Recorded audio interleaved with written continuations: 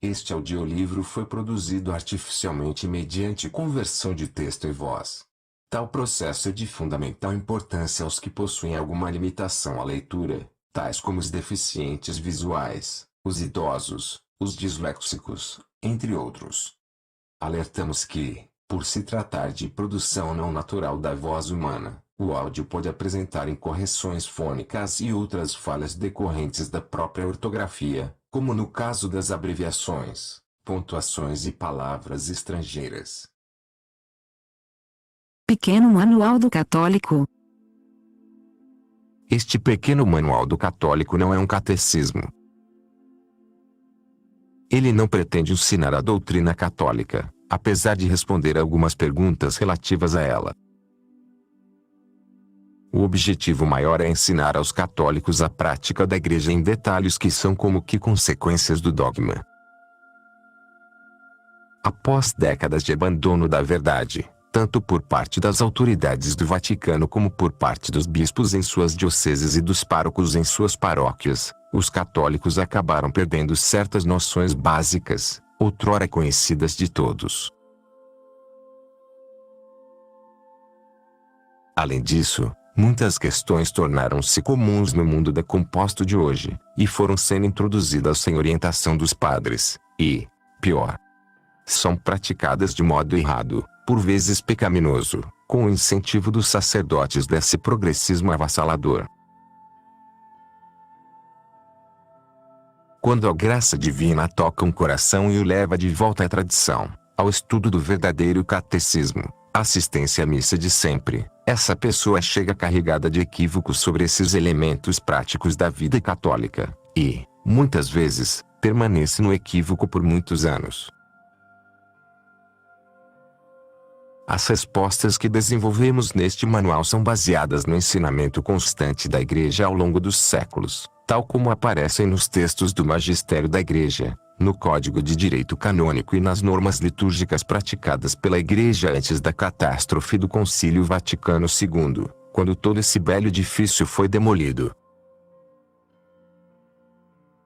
Nossa intenção é levar às almas um conhecimento mais apurado da beleza da vida católica, para que não sintam vergonha de serem católicas, não pactuem com o mundo que é contra Deus e contra a Igreja, e pratiquem com amor e devoção a vida ensinada pelo exemplo dos santos, pela sabedoria dos papas, e pelas leis da Santa Igreja Católica, Apostólica, Romana. Dom Lourenço Fleischmann da Ordem de São Bento.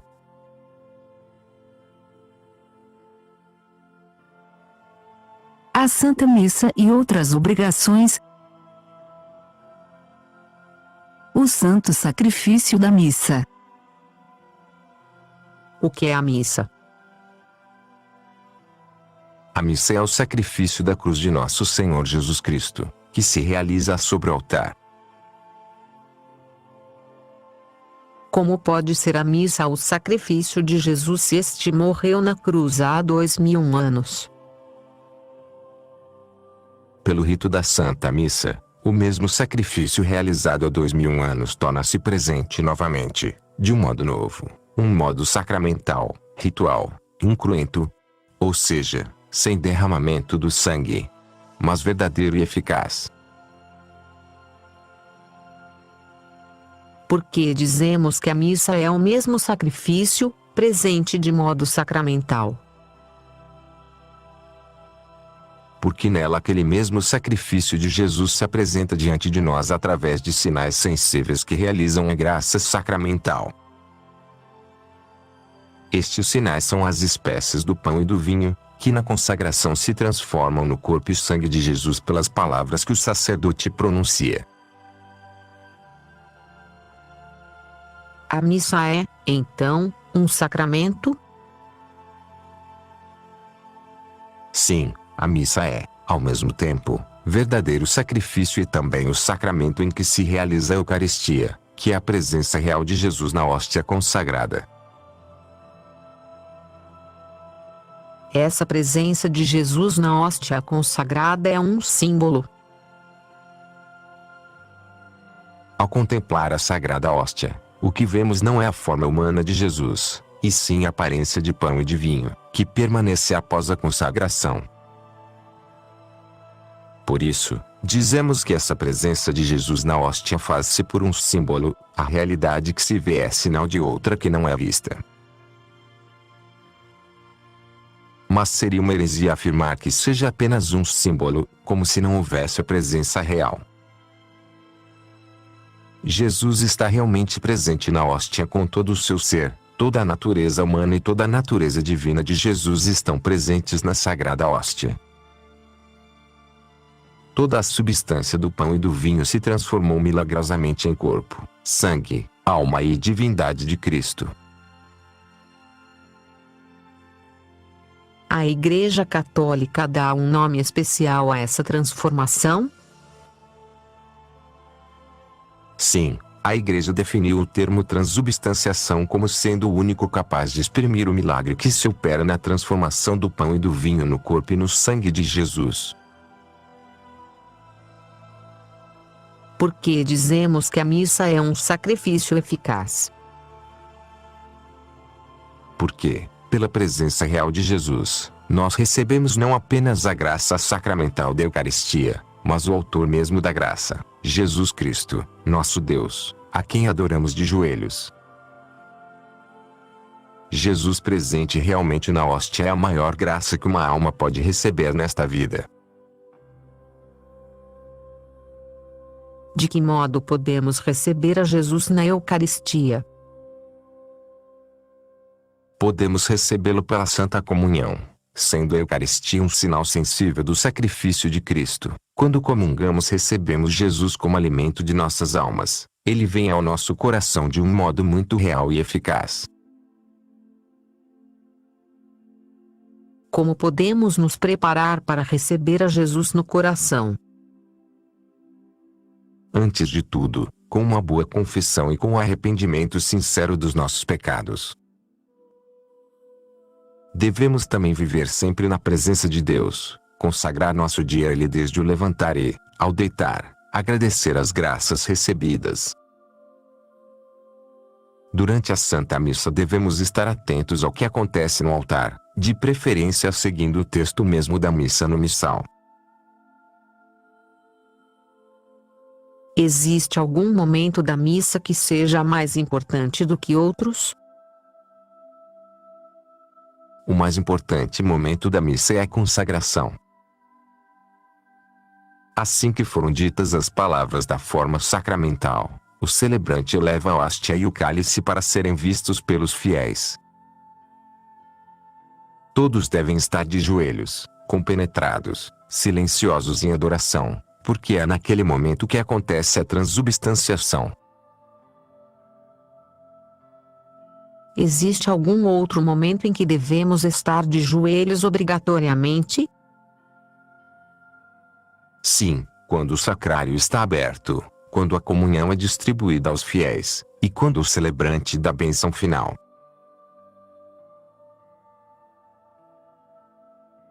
O templo de Deus. A igreja é a casa de Deus, lugar de oração, lugar de silêncio. Nela, nada de profano deve entrar. Toda a vida de uma igreja deve girar em torno das coisas de Deus, principalmente do seu culto, do seu louvor, do seu sacrifício. Qual é a parte principal de uma igreja? O altar é a parte principal da igreja, ele é o seu centro e sua razão de ser. Todo altar é de pedra, pois desde o início dos tempos, é sobre a pedra que se realizam os sacrifícios. No Antigo Testamento vemos diversos exemplos de sacrifícios oferecidos sobre altares de pedra: o de Noé, quando sai da arca; o de Abraão, quando se preparava para imolar Isaque; o de Jacó, quando acorda do sonho, etc. A igreja mantém este costume. Porém, o sacrifício oferecido na missa já não é apenas figurativo do verdadeiro sacrifício, como eram aqueles do Antigo Testamento, mas o próprio sacrifício por excelência, o único verdadeiramente agradável a Deus, o sacrifício de seu Filho. Qual a primeira coisa que devemos fazer ao entrar numa igreja? Molhando os dedos na água benta, fazemos o sinal da cruz. Caminhamos até o lugar em que vamos ficar, fazemos a genuflexão e nos ajoelhamos para rezar. O que é uma genuflexão? É um ato de adoração pelo qual dobramos nosso joelho direito até tocar o solo e depois voltamos à posição normal. Em que momento devemos fazer a genuflexão? Devemos fazer a genuflexão quando entramos na igreja, antes de sair dela, e a cada vez que passamos na frente do sacrário. Existe algum outro tipo de genuflexão? Sim.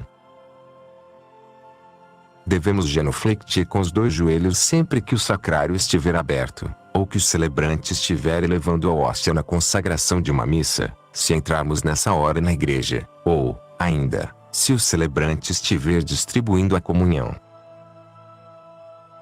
Também devemos fazer genuflexão com os dois joelhos quando o Santíssimo Sacramento estiver exposto na custodia, para nossa adoração.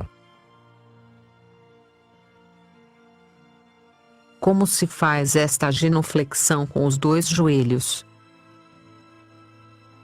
Devemos nos pôr de joelhos completamente, fazer uma leve inclinação com a cabeça e nos levantarmos em seguida. Além da água benta, da genuflexão e da oração, o que mais se pede quando se entra numa igreja? Devemos estar vestidos e calçados corretamente, isto é, não usar bermudas ou shorts, nem chinelos, nem camisetas de alça. As camisas devem ter mangas. Os homens e rapazes devem evitar roupas com desenhos espalhafatosos, de esportes e coisas parecidas. As mulheres não podem entrar numa igreja com os ombros descobertos, sem mangas, com blusas curtas ou com mini saias. Além disso, é de todo inconveniente cruzar as pernas dentro da igreja, conversar, usar celulares, ou qualquer outra atitude que falte com o respeito devido pelo lugar sagrado. É obrigatório para as mulheres o uso do véu? Sim, este é o costume que a tradição preservou. Desde São Paulo até bem pouco tempo, sempre foi pedido às mulheres que cobrissem a cabeça dentro da igreja, com véu, lenço ou chapéu. Não somente porque está assim na Bíblia, mas também porque isso favorece o recolhimento e a oração. Porque as mulheres devem ir à igreja de saias. Se existe uma veste feminina que deixa a mulher mais composta, modesta, e mesmo elegante, é a saia. Por isso a igreja sempre manteve o costume das saias ou vestidos para as mulheres. Some-se a isso que as roupas apertadas e curtas favorecem a falta de recato, sendo impróprias para o culto divino. Por isso, a saia deve ser abaixo do joelho. Estes são critérios postos em prática pela tradição católica, e isso tem mantido um ambiente mais propício ao recolhimento, próprio para a oração. Como podemos saber que a Sagrada Hóstia está presente no sacrário? O principal sinal da presença do Santíssimo é o véu que cobre o sacrário. Este véu, que se chama conopeu, costuma ter a cor dos paramentos do dia. Além do conopeu, deve sempre haver uma lamparina acesa perto do sacrário, se o Santíssimo lá estiver. Se o sacrário estiver vazio, devemos fazer a genuflexão? Não. Diante do sacrário vazio fazemos apenas uma inclinação ao altar e ao crucifixo. Para indicar que o sacrário está vazio, a lamparina deve estar apagada, e o conopeu, levantado ou ausente. A missa vai começar. Em que momento devemos entrar na igreja para assistir à missa? Devemos chegar sempre alguns minutos antes do início, para nos recolhermos na oração, preparar o missal e, sendo necessário para a comunhão, nos confessarmos. É permitido chegar atrasado à missa? Não é permitido chegar atrasado à missa porque seria uma falta de respeito para com Deus, além de evidente prejuízo espiritual para as almas. Existe alguma ordem formal da igreja sobre isso?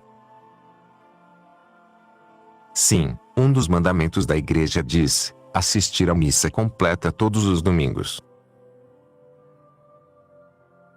E se acontecer algum imprevisto no caminho? A igreja tolera pequenos atrasos não culposos. Por isso ela considera que, chegando à missa dominical, ou de festa de preceito, até o evangelho, pode-se ainda comungar. No entanto, é preciso evitar o atraso. O prejuízo é muito grande quando se perdem as leituras e o sermão da missa. Qual o melhor lugar para se assistir à missa? Em princípio, qualquer banco da igreja deveria servir para boa assistência. Na prática, constata-se que as pessoas que ficam no fundo têm a tendência de se dispersar, se distrair, conversar, fazer sinais aos vizinhos, chamando a atenção para coisas que nos desviam do essencial. Evidentemente, esses costumes são prejudiciais para as almas, e podem chegar a ser pecado. Qual o melhor modo de se assistir à missa? Usando o missal latim e português podemos acompanhar as belíssimas orações que a igreja reza durante o Santo Sacrifício. Com o missal também podemos acompanhar melhor os gestos e ritos, que são explicados passo a passo. As pessoas que não conseguem usar o missal devem se concentrar, seja no silêncio interior, seja rezando o terço, mas sempre meditando nos santos mistérios que se realizam no altar. Existe um modo de se entender melhor as diversas orações que compõem uma missa? Sim. Uma divisão lógica dos textos pode nos ajudar a nos localizarmos. Devemos, antes de tudo, distinguir entre 1. O ordinário da missa, são as orações fixas que se rezam em todas as missas. 2. Próprio da missa, são as orações daquele dia em particular. No próprio de toda a missa existem 3 antífonas, introito, ofertório e comunhão. As antífonas são pequenos textos que introduzem um salmo. Na missa, os salmos que seguem essas 3 antífonas ficam reduzidos a um versículo, como podemos ver no missal. 3 orações, coleta secreta e pós-comunhão. A coleta é a oração sobre os fiéis, sobre as nossas necessidades espirituais. A secreta é a oração sobre as secretas. Expressão antiga usada para designar o pão e o vinho separados no ofertório para serem consagrados. A pós-comunhão é a oração de ação de graças pelo alimento sacramental que acabamos de receber. 2 leituras, Epístola e Evangelho. Entre as 2 leituras incluem-se curtas meditações, que variam de acordo com a época do ano litúrgico, gradual, aleluia, trato. Existem ainda outras divisões que possam ajudar a assistir à missa? Sim. Considerando a missa sob o aspecto cronológico, podemos distinguir nela 3 partes: a missa dos catecúmenos, a missa dos fiéis e as orações finais. Como se chama a primeira parte da missa? Chama-se missa dos catecúmenos. Foi assim chamada porque, sendo formada pela parte penitencial e pela de instrução, era assistida também pelas pessoas que se preparavam para o batismo, os catecúmenos. Estes deviam deixar a igreja após o credo. Assistir aos santos mistérios era uma graça reservada aos batizados. Já não se mantém este costume, mas o nome permanece. Também se chama esta parte de antemissa. Quais são as orações da missa dos catecúmenos? Podemos dividi-las em 3 partes. 1. Orações ao pé do altar, com o Salmo 42 Judica-me. E o Confiteor, Introito, Coleta. 2. A parte da instrução, Epístola, Evangelho, Sermão. 3. O credo, ou profissão de fé católica, como para confirmar o que se ouviu. Qual a segunda parte da missa? A segunda parte da missa é a chamada Missa dos Fiéis. Na antiguidade, só permaneciam durante a missa dos fiéis aqueles que, já sendo batizados e tendo podido confessar-se, estavam aptos para assistir ao santo sacrifício e comungar. Quais as orações ou partes da missa dos fiéis? Podemos distinguir 6 partes na missa dos fiéis. 1. Ofertório e com oferecimento do pão e do vinho que serão consagrados. 2. Prefácio, longo canto que exprime o mistério da missa do dia. 3.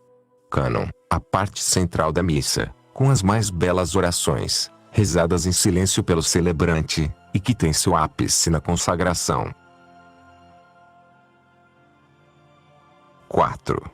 Pai Nosso, rezado apenas pelo celebrante porque este ocupa o lugar de Cristo, que o rezou sozinho para ensiná-lo aos apóstolos. Segue-se o rito da comunhão.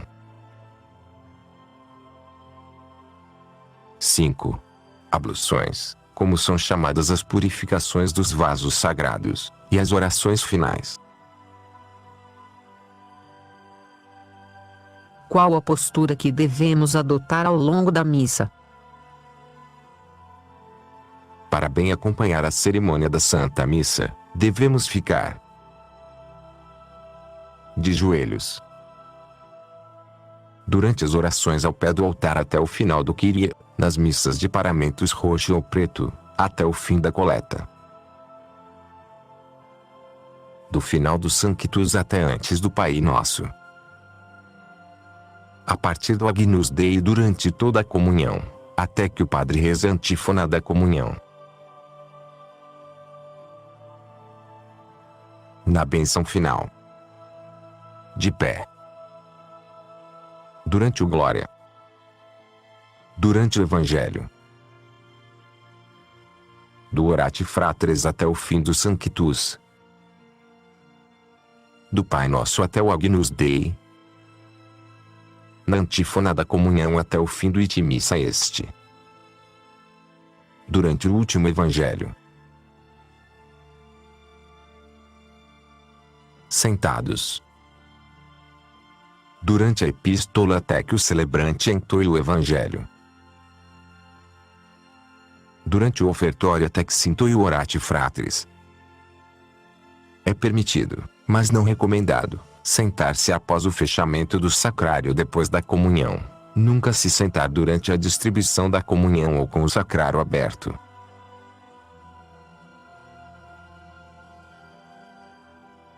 Seria uma falta não estar de joelhos, salvo em caso de doença. Durante a consagração.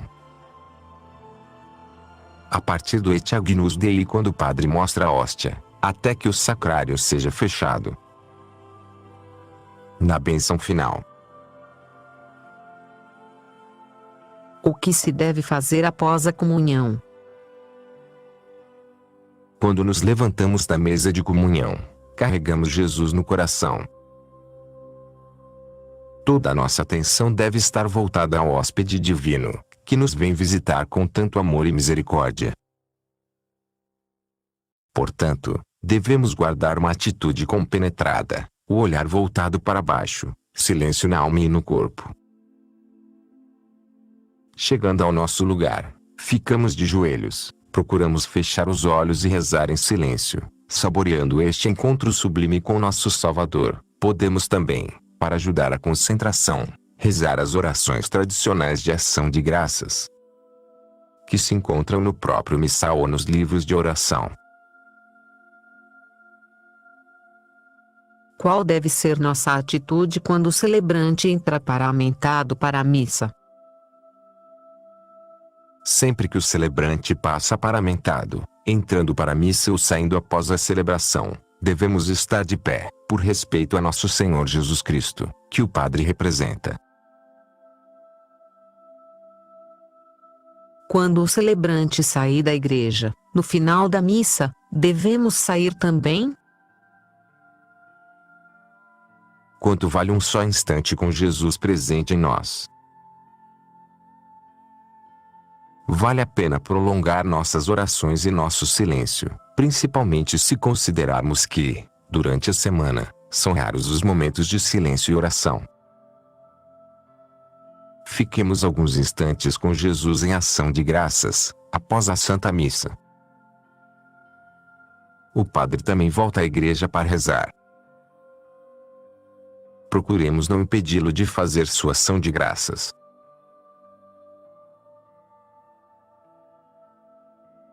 Uso do missal.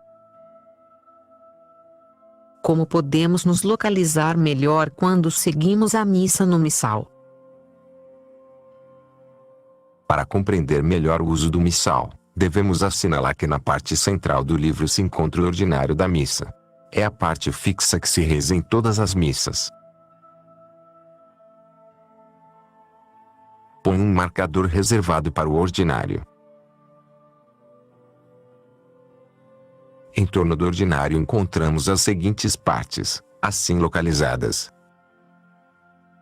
Temporal. Na parte que precede o ordinário estão as missas próprias para o tempo, que, por isso, constituem o temporal. Este engloba todas as missas dos domingos ao longo do ano, além de algumas outras missas que podem cair em dia de semana, e que celebram mistérios da vida de Jesus Cristo, Natal, Epifania e outras. Põe um marcador reservado também para o temporal. Santoral. Na parte que segue o ordinário vem o santoral, que relaciona as missas dos santos. É dividido em duas partes. Primeiro, comum dos santos.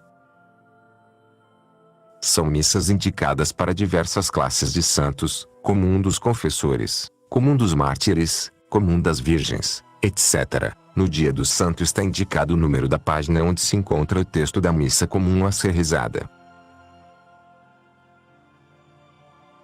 Põe um marcador para o comum dos santos. Segundo, próprio dos santos. São as missas indicadas para o dia dedicado ao santo.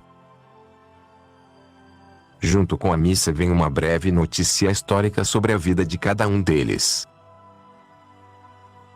Vale a pena abrir todos os dias o missal para acompanhar o santo do dia. Põe um marcador para o próprio dos santos.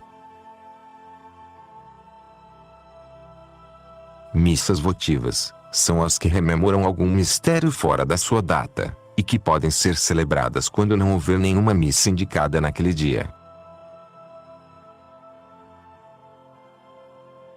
Missas dos defuntos. Além do texto das diversas missas específicas para os defuntos, encontramos nessa parte do missal as orações que devemos fazer nos enterros, para pedir a Deus pelos nossos parentes e amigos do purgatório. Manual de orações. Muitas orações, ladainhas, consagrações, hinos, cânticos se encontram ainda na parte final do missal. Não deixe de conhecer profundamente todas elas.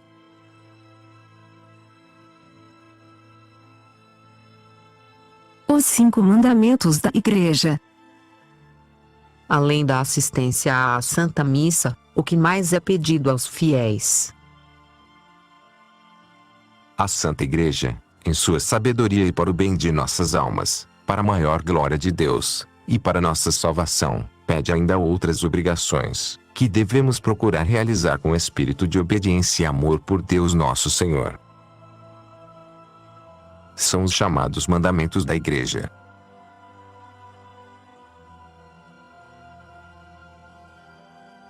Quais são os mandamentos da Igreja?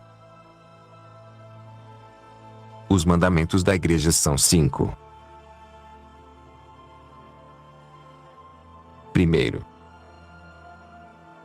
assistir à missa inteira aos domingos e dias santos de guarda. Segundo,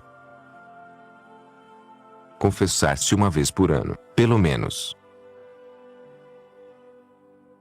Terceiro, comungar por ocasião da Páscoa. Quarto, fazer jejum e abstinência nos dias prescritos. Quinto, dar o dízimo segundo o costume. Porque a Igreja nos obriga a confessar e comungar na Páscoa. Nessa festa, que é a mais importante do ano litúrgico, centro dos mistérios da vida de Nosso Senhor, a Igreja considera que todos os católicos devem realizar esse mínimo de amor por Jesus sacramentado. Cumprir este preceito não significa que esta comunhão seja suficiente. O ideal seria que comungássemos todos os domingos, mas a obrigação da comunhão pascal nos impele a fazer um bom exame de consciência. Muitas pessoas receberam a graça da conversão devido à confissão para a comunhão pascal. Quais os dias santos de guarda? Na Igreja Universal, são dias santos de guarda. Oitava de Natal, ele indicador ordinal masculino de janeiro. Epifania, 6 de janeiro. São José, 19 de março. Ascensão de Nosso Senhor, data variável. Corpus Christi, data variável. São Pedro e São Paulo, 29 de junho. Assunção de Nossa Senhora, 15 de agosto. Todos os Santos, ele indicador ordinal masculino de novembro. Nossa Senhora da Conceição, 8 de dezembro.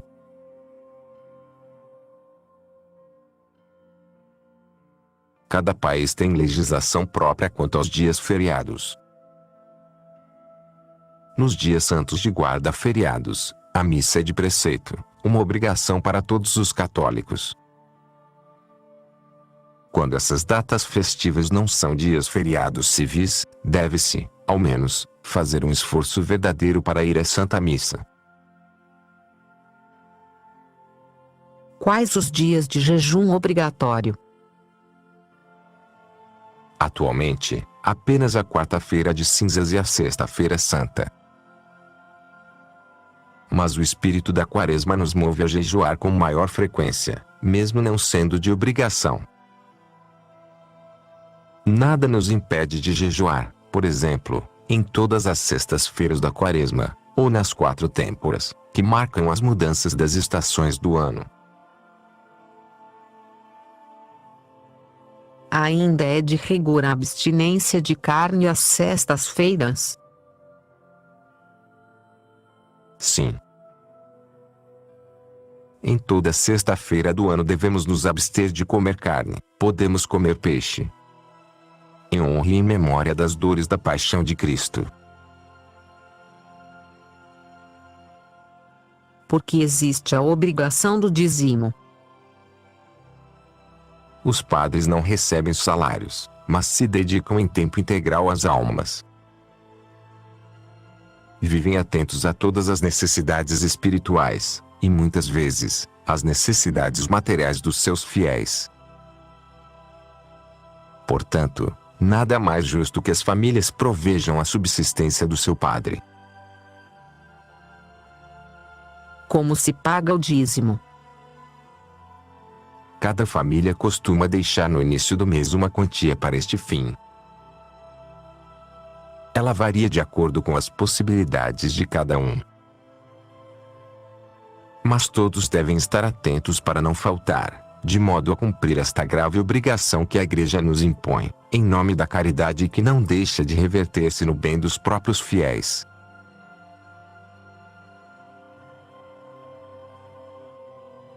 Os outros sacramentos. O batismo. O comportamento das criancinhas. Porque devemos batizar as crianças assim que elas nascem. As crianças devem ser batizadas nos primeiros 8 dias de vida, para se tornarem filhas de Deus logo que vêm ao mundo. Retardar-lhes esse nascimento espiritual é causar-lhes um grave prejuízo. Porque a Igreja exige que os padrinhos sejam católicos praticantes e com vida sacramental regular. Como a salvação eterna é o principal bem que devemos alcançar, a Igreja estabelece a paternidade ou maternidade espiritual, que deve ser exercida pelos padrinhos, para ajudarem os pais a educarem seus filhos na fé católica. Eles não poderiam exercer essa sublime missão, se não tivessem verdadeira vida católica. Isso quer dizer que a principal obrigação dos pais para com seus filhos não é lhes dar saúde e escola. Apesar de ser também obrigação dos pais cuidarem da subsistência e da saúde dos seus filhos, a principal obrigação que contraem é a de educar seus filhos para a vida eterna. As crianças de colo são obrigadas a assistir à missa dominical? A obrigação de ir à missa só existe quando a criança começa o catecismo, ou seja, a partir dos 3 ou 4 anos. Porém, é de extrema importância que elas adquiram o costume da ida semanal à igreja, de modo a ingressarem com naturalidade no ritmo do cumprimento do preceito dominical. O que fazer para que as crianças se comportem bem na igreja? De um modo geral, os pais não devem deixar as crianças tomarem conta da situação. As inclinações da sensibilidade se mostram em qualquer idade, pois elas fazem parte da natureza decaída após o pecado original. Quando a criança ainda não atingiu a idade da razão, 6 a 7 anos, é preciso dar a ela a noção do bem e do mal segundo o seu modo de conhecer. É pouco produtivo ficar pedindo e conversando com bebês e criancinhas. É preciso ensinar que os pais decidem o que a criança pode ou não pode fazer. Em todas as épocas, em todas as civilizações, é pela dor física proporcional que se mostra à criança o bem e o mal. Mas palmada não causa trauma à criança. Antes da idade da razão, a palmada proporcional, sem raivas ou violências, é como um remédio amargo, tendo aprendido a obedecer desde bebê. Na medida em que a criança cresce já não será preciso o corretivo. Traumas só aconteceriam se os pais quisessem bater em crianças grandes, por não lhes terem ensinado a obedecer quando podiam fazê-lo.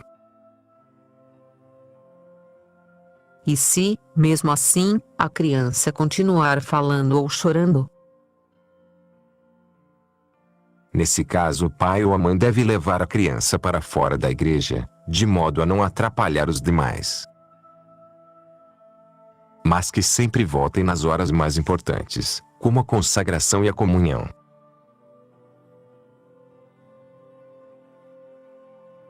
A primeira comunhão. Existe uma idade certa para fazer a primeira comunhão? O Papa São Pio X decretou, em 1910, que as crianças devem fazer a primeira comunhão quando souberem distinguir o pão da hóstia consagrada. Em geral isso ocorre na idade da razão, mas algumas crianças já estão prontas aos 5 ou 6 anos. Então não é obrigatório já ter feito todo o catecismo? Algumas crianças, tendo apenas o conhecimento básico do catecismo, adquirem a noção clara da fé, na presença real de Nosso Senhor na Sagrada Hóstia. Neste caso, pode acontecer de ela ser admitida na primeira comunhão, após a qual poderá e deverá continuar seus estudos do catecismo. Existem outros sinais de que a criança está pronta? Sim, existem outros sinais, como o grande desejo de receber Jesus no coração, o esforço de praticar as virtudes cristãs, a piedade e o gosto pela oração.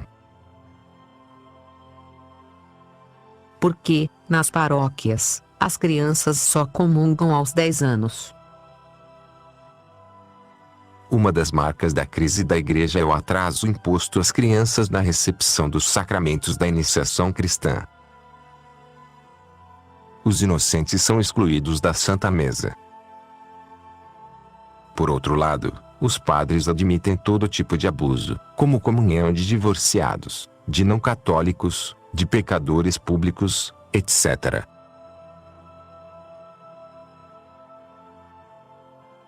Quando uma criança comunga só aos 10 anos, já está contaminada pelo espírito do mundo e tem mais dificuldades para mergulhar no amor de Nosso Senhor.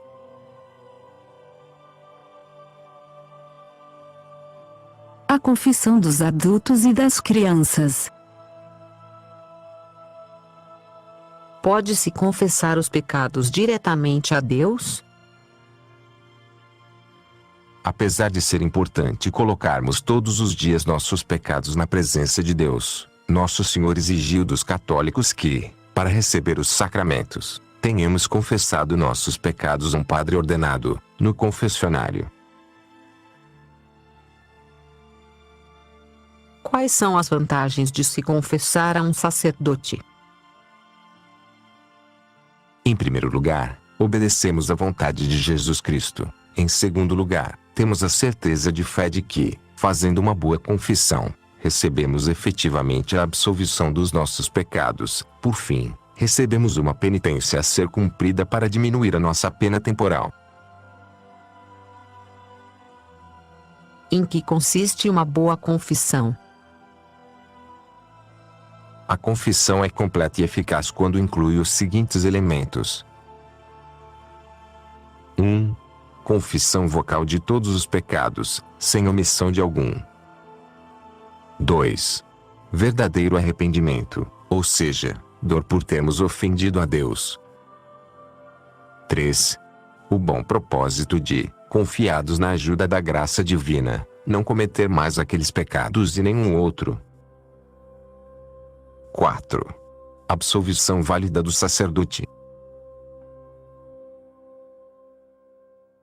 Porque recebemos a penitência no final da confissão. A absolvição dos nossos pecados apaga completamente a pena eterna, mediante as condições da boa confissão. A pena eterna é a aversão a Deus, e no inferno, são as trevas em que não se vê a Deus.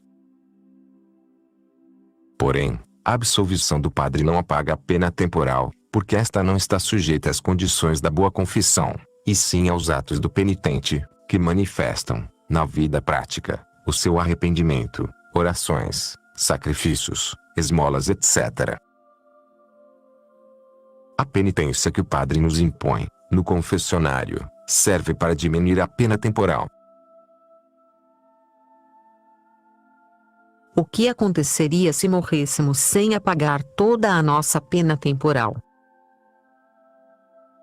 Os que morrem em estado de graça, mas ainda tendo alguma pena temporal a cumprir, vão para o purgatório, local de fogo purificador, antes da entrada no céu.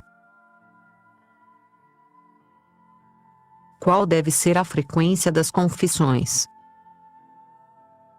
Aos adultos basta a confissão mensal. Mas não é bom demorar mais do que isso para voltar ao confessionário, já as crianças necessitam se confessar com mais frequência, talvez mesmo uma vez por semana, pois é no confessionário que elas vão adquirindo a melhor consciência dos pecados.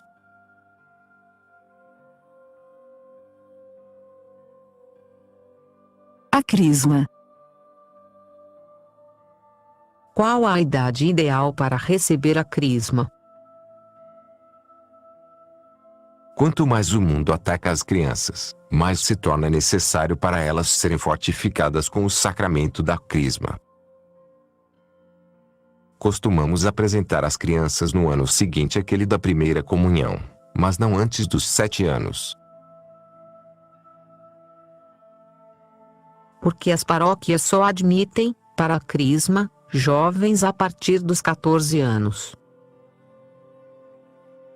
Essa novidade desses tempos de crise é, verdadeiramente, uma lástima. Não tem sentido protelar a crisma do jovem adolescente para um momento em que ele já estará contaminado pelas impurezas e maus desejos desse mundo.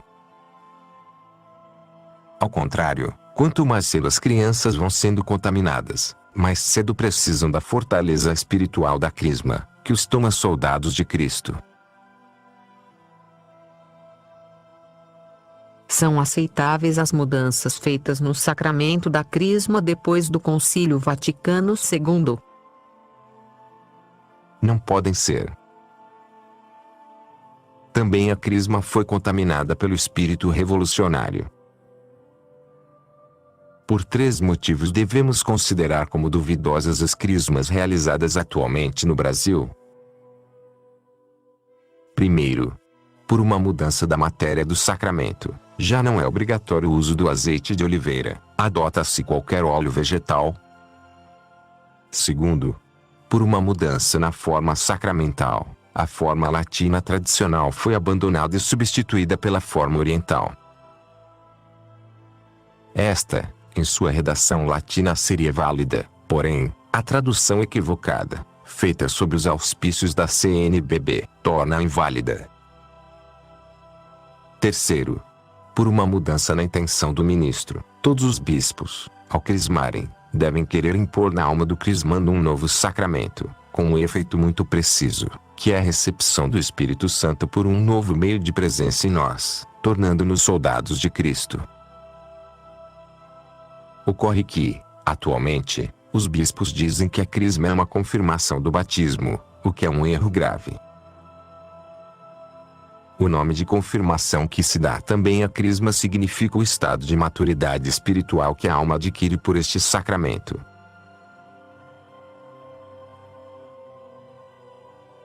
A extrema-unção é a morte. É correto administrar a extrema-unção a qualquer doente ou idoso? A extrema-unção só pode ser administrada aos doentes graves em perigo de morte, pois é um sacramento de preparação para a morte. É por isso que ele recebe o nome de extrema-unção?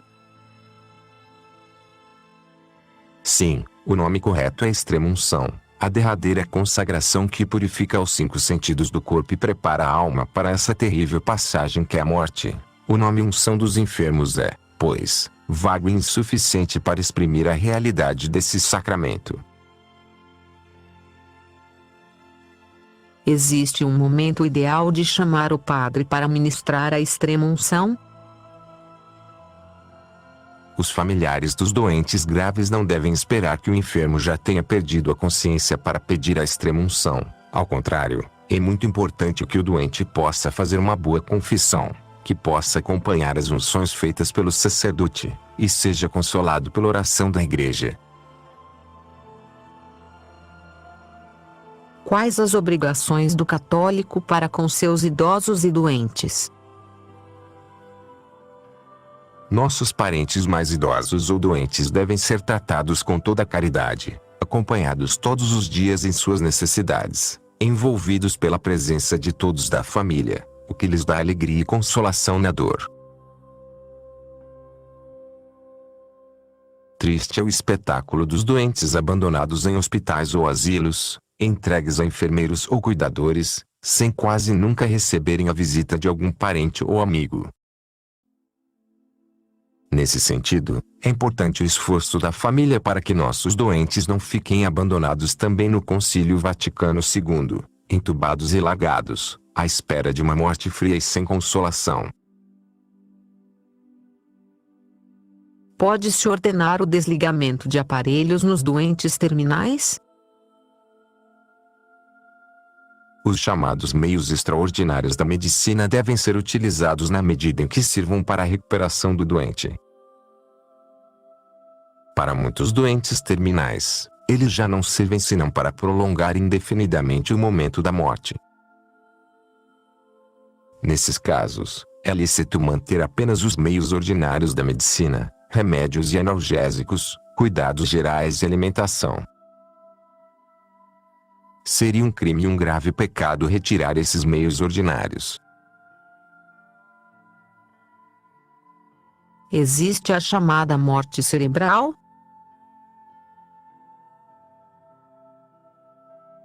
A morte cerebral é uma invenção moderna que visa aliviar a consciência de médicos e familiares para que os doentes em coma irreversível possam ser retalhados em seus órgãos. É preciso se opor com veemência a essa concepção comercial da morte. O que é, então, a morte?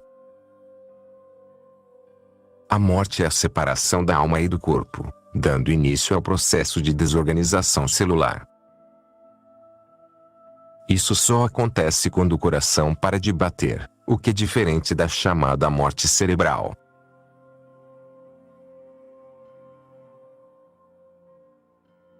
Como o católico deve lidar com a morte?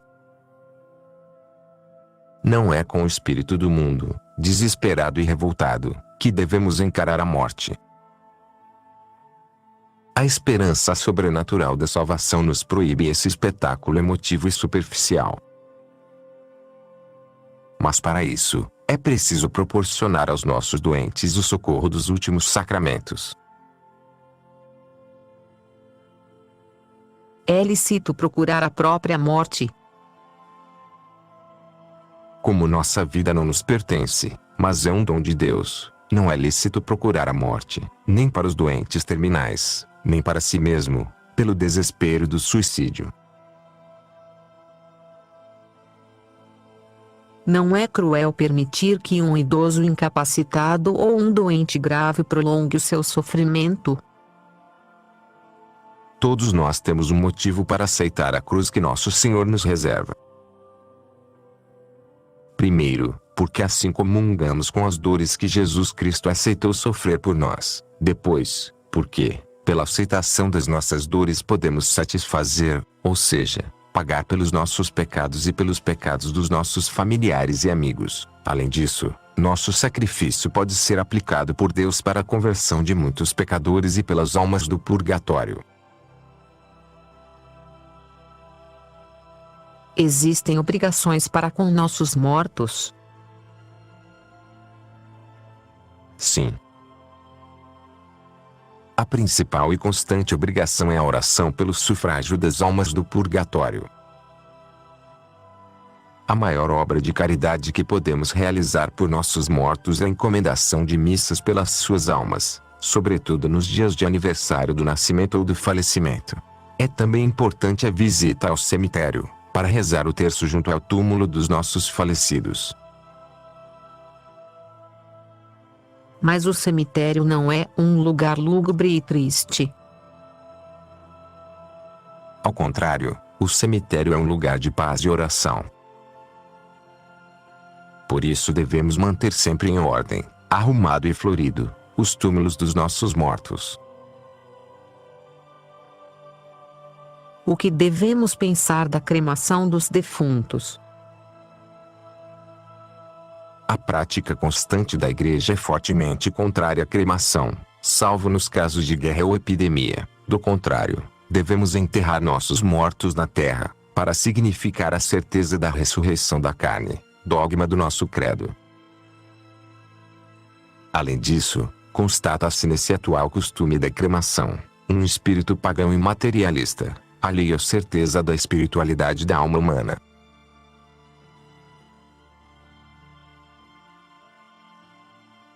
O sacramento da ordem.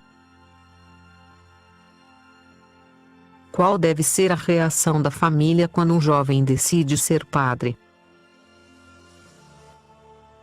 Trata-se de uma imensa graça para toda a família a vocação sacerdotal de um jovem, ou a vocação religiosa para ambos os sexos. Portanto, a família católica só pode se alegrar com esse chamado de Deus para um dos seus membros. Por que tão poucas vocações surgem em nossas famílias? O motivo do desaparecimento das vocações é a crise da Igreja, causada sobretudo pelo Concílio Vaticano II, que esvaziou toda a sacralidade do sacerdócio e dos ritos sacramentais. Existem outras causas para a diminuição das vocações? Sim. Outra causa é o liberalismo atual, no qual são criadas as nossas crianças. Mesmo nas famílias católicas, tudo é permitido. Não se forma o gosto pela leitura, pela piedade, pelas obras de caridade. Além disso, a televisão e a internet, as redes sociais e o uso do celular mantêm nossas crianças presas a um mundo imaginário e impuro, onde dificilmente brota o amor verdadeiro por Jesus Cristo. O que fazer para aumentar as vocações?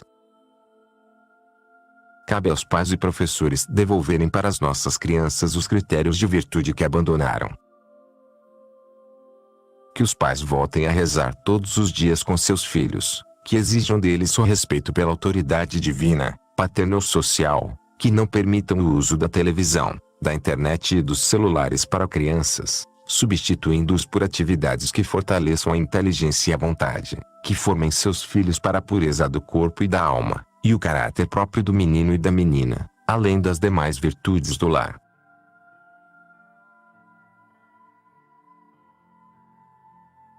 O matrimônio é a família católica. Por que os católicos se casam na igreja?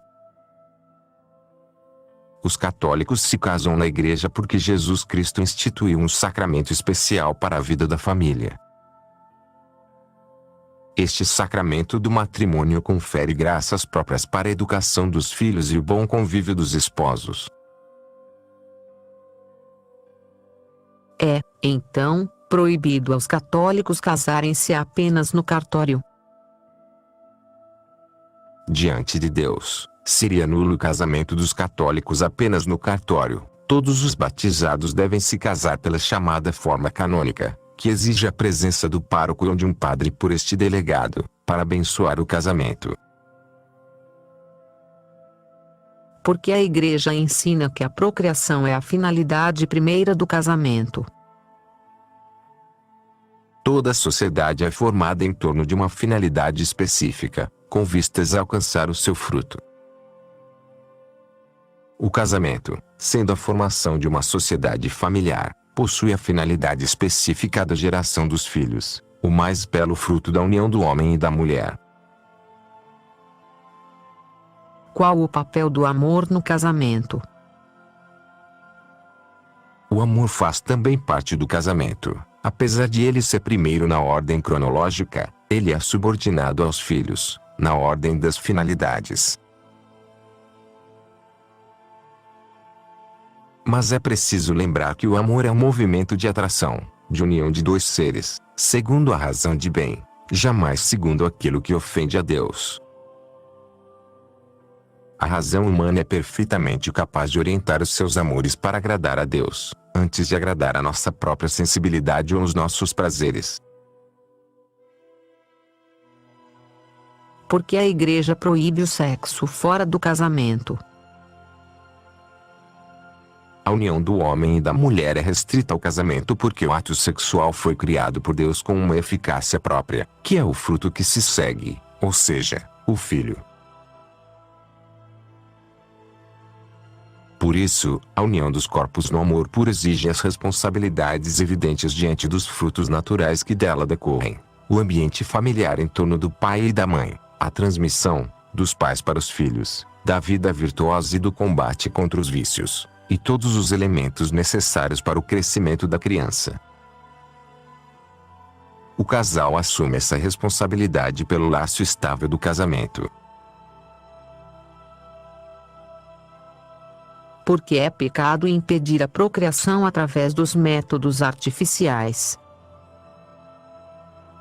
A pílula, as operações cirúrgicas, os preservativos, ou qualquer outro método para bloquear a eficácia do ato conjugal mudam a essência deste ato, transformando em outra coisa.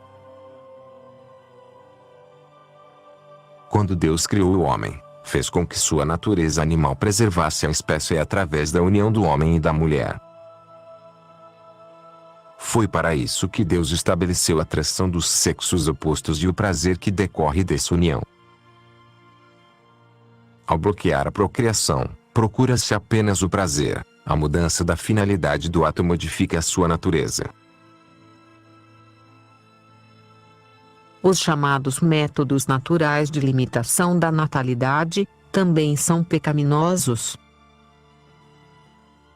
Os métodos que se baseiam na abstinência sexual durante os períodos de fertilidade da mulher são permitidos pela Igreja por motivos sérios e urgentes. Exemplo disso seria uma grave situação financeira, ou a saúde debilitada da mulher, ou uma situação social de grave dificuldade. Mas esses métodos não bloqueiam a natureza do ato conjugal, visto que o ato não se realiza.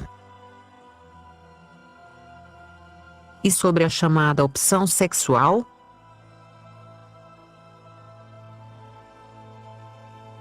Diante de tudo o que foi dito sobre o uso do sexo, fica claro que não é permitido ao homem, fora do casamento verdadeiro, usar do sexo, seja de modo natural entre um homem e uma mulher, seja de qualquer modo contra a natureza. Não existe discriminação alguma contra pessoas, apenas a constatação de que certos atos que não correspondem à natureza reprodutiva do homem foram condenados por Deus na Bíblia e no magistério da Igreja. O sexo é um ato da natureza, e não a opção para mudá-lo pela vontade própria do homem. Por que os jovens de hoje se casam tão tarde? Como as mulheres puseram em segundo plano a sua realização pela maternidade e perderam o gosto pelo trabalho do lar, protelam a formação de uma família para depois da formatura ou do estabelecimento profissional. O mundo gira todo em torno do dinheiro e das riquezas, esquecido do que de fato importa.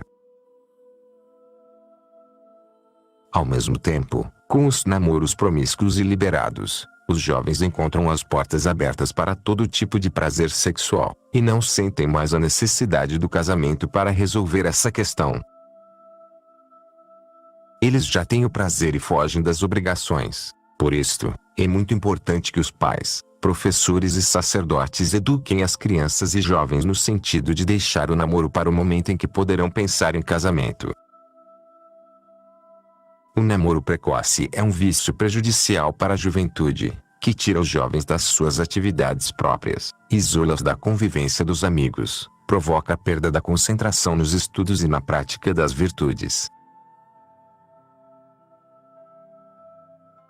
O custo elevado da festa também atrasa o momento de casar? O custo de um casamento, hoje, equivale à compra de um apartamento ou de um automóvel de luxo. A indústria do casamento espalhou-se por toda parte, escravizou a noiva, excitando-lhe ao extremo a vaidade, transformando-a numa Cinderela de uma noite só. Como isso acontece? Com a perda da fé, após a Segunda Guerra Mundial, e durante muitos anos ninguém queria mais casar nas igrejas, contrair a responsabilidade sobrenatural do matrimônio. Com isso, criou-se um substituto ao rito do sacramento, que se realiza nos salões de festas, com muito luxo e requinte. Tudo ali é excessivamente caro, muitas vezes de mau gosto. Muitos casais já começam a vida mergulhados em dívidas por causa dessas festas exageradas. E na cerimônia religiosa isso também acontece. Quando as moças católicas quiseram novamente as cerimônias religiosas, esse ritual, paganizado e mundano, voltou-se para dentro da igreja. Os padres acabaram aceitando grandes desfiles pela nave da igreja, luzes coloridas, telões, trompetes com músicos fantasiados, filmadoras e fotógrafos invadindo tudo, enfim, uma carnaval dentro da igreja, tudo isso comandado por cerimonialistas que se acham mais poderosas do que o padre. Como solucionar essa questão? É importante que os católicos tenham certo recato no uso dos bens desse mundo. Está na hora de voltarmos à simplicidade e à modéstia nas festas, sejam elas casamentos, aniversários, despedidas de solteiro, particularmente indecentes, e outras.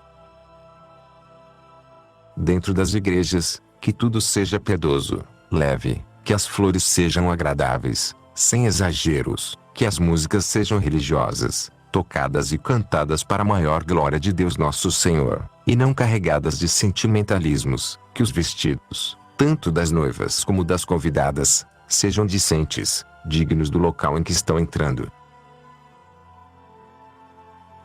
E durante as festas, o que pode melhorar? É claro que a festa deve ser alegre e servir de encontro dos noivos com seus familiares e amigos. Nesse sentido, os noivos não podem virar escravos de fotógrafos e cerimonialistas, que passam o tempo todo fazendo deles modelos de ensaios fotográficos. Está na hora de a festa voltar a um número reduzido de convidados, mais familiar e amena, menos mundana e agitada. Os católicos devem ainda prestar muita atenção ao tipo de música que aceitam para animar suas festas. Infelizmente, os jovens se inclinam cada vez mais para a sensualidade, a falta de gosto, e os ritmos entrecortados da música moderna. Existe uma relação entre a festa mundana e as separações frequentes. Como os homens são cada vez mais superficiais, egoístas, ignorantes, sem sabedoria e sem fé, não conseguem vencer as dificuldades que sempre existem no convívio, e os casais terminam se separando, para o maior sofrimento dos filhos. As festas superficiais e mundanas só servem para pôr em evidência essa verdade. Porque o divórcio se espalhou tanto. O divórcio, que é como uma bomba de retardo, foi aprovado de modo fraudulento em 1977, sob o silêncio dos bispos, e foi minando as bases da sociedade brasileira ao longo dos anos. Ele causou um círculo vicioso, pois foi aprovado graças à diminuição da fé católica no Brasil, e, ao mesmo tempo, provocou ainda mais a perda da fé dentro das famílias. Pode um divorciado receber a comunhão e outros sacramentos? Todo casamento válido e consumado pela união dos corpos é indissolúvel. Por outro lado, o casamento é também um ato social, público. Como a comunhão e a recepção dos sacramentos são atos públicos da Igreja, um divorciado que se une a outra pessoa não pode comungar ou receber outros sacramentos. Sem contar o fato de que o adultério é um pecado grave que, por si só, já impede de comungar. Quando alguém sofre a separação contra a sua vontade, e permanece na castidade, sem nova união, pode receber os sacramentos normalmente. Como explicar esse lado definitivo do casamento? Para o mundo atual, instável, inseguro, onde tudo balança ao sabor do que se sente, é difícil compreender a força de um ato definitivo. Porém, basta examinar essa questão pelo seu lado essencial para perceber que o casamento não foi instituído para o benefício próprio do homem ou da mulher. A finalidade do casamento é a fundação de uma nova família. Foi para proteger a família que Deus instituiu o casamento indissolúvel.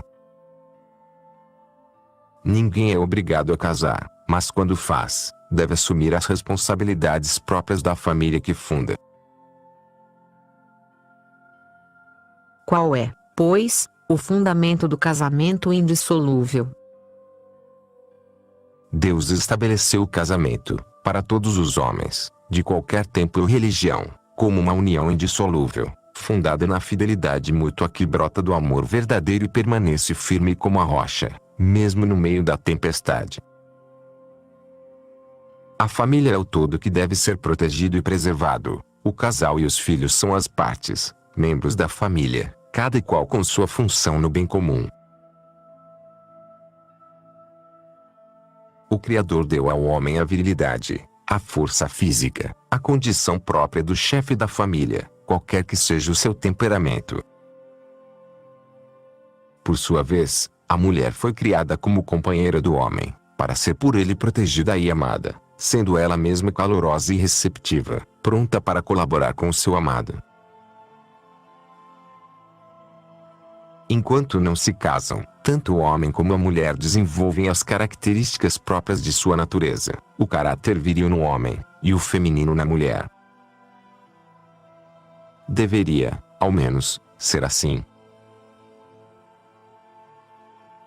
Mas quando chega o momento certo em que se deve entregar um ao outro, o homem sabe que terá de conquistar a sua fortaleza, escalar suas altas muralhas, tomar posse daquela que será sua esposa. Do seu lado, a mulher correrá para lhe abrir as portas, dando-se uma única vez, inteiramente, ao seu marido, aquele que conquistou o seu domínio interior. Quando essa feliz conquista foi consumada pelo sacramento do matrimônio, já não faz sentido desfazer-se aquilo que foi, ao mesmo tempo, uma conquista da natureza, do amor e da graça divina. É ainda viável a família numerosa? Apesar de existir um verdadeiro complô na sociedade liberal contra os filhos, feliz é o casal que aceita com generosidade essa dádiva divina da fecundidade. Como dizia um médico obstetra de idas épocas, todo filho vem com um pãozinho debaixo do braço. Certamente a felicidade de ver seus filhos crescendo e se tornando adultos supera todas as noites mal dormidas e as preocupações. Na casa cheia as crianças aprendem as virtudes, a generosidade, a humildade, a amizade, a obediência, e muitas outras virtudes.